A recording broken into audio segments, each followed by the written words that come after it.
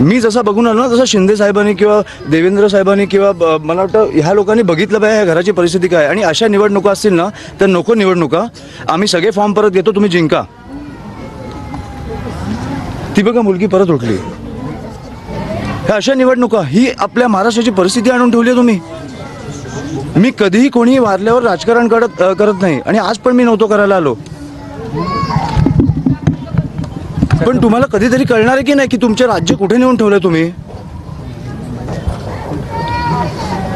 मला वाटतं आपल्या सगळ्यातला एक माणूस जागा झाला पाहिजे आणि ह्या गोष्टींचा विचार केला पाहिजे.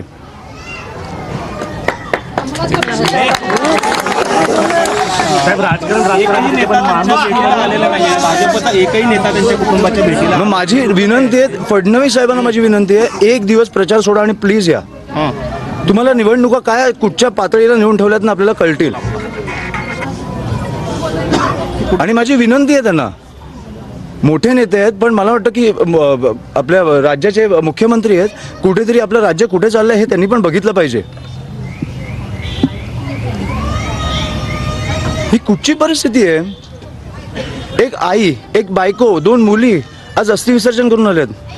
कशासाठी? निवडणुकीसाठी. ह्याची उत्तरं मला मिळालीच पाहिजेत आणि बाळासाहेबांना न्याय हा मिळालाच पाहिजे.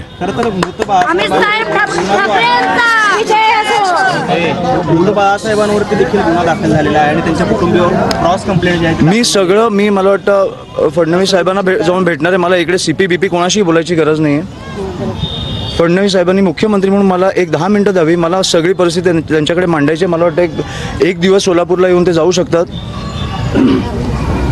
ही राजकारणाची परिस्थिती मी सहन नाही करू शकत. आपलं राज्य असं नाही असू शकत. आणि मला वाटतं सोलापूरकर म्हणून पण तुम्ही विचार केला पाहिजे की हे कुठे नेतंय आपलं शहर. बाकी सगळं ठीक आहे, 70 ठिकाणी तुम्ही जिंकला, बिनविरोध जिंका, मजा करा. पुढे 5 वर्ष 10 वर्ष रस्त्यांची वाट लावा, सगळं करा. खून नाही झाले पाहिजेत. तुम्ही खुनापर्यंत पोचताय आता.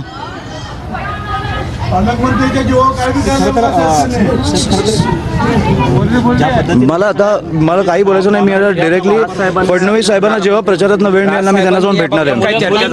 फडणवीस साहेबांची मला वाटतं ते बोलले आहेत, पण मी जाऊन भेटणार आहे तेव्हा त्यांना जेव्हा वेळ मिळेल तेव्हा मी जाऊन भेटणार आहे. सगळं मी करणार. तुम्ही त्यांची काळजी नका करू. आणि मला आर्थिक गोष्टी इकडे बोलायच्या नाही आहेत.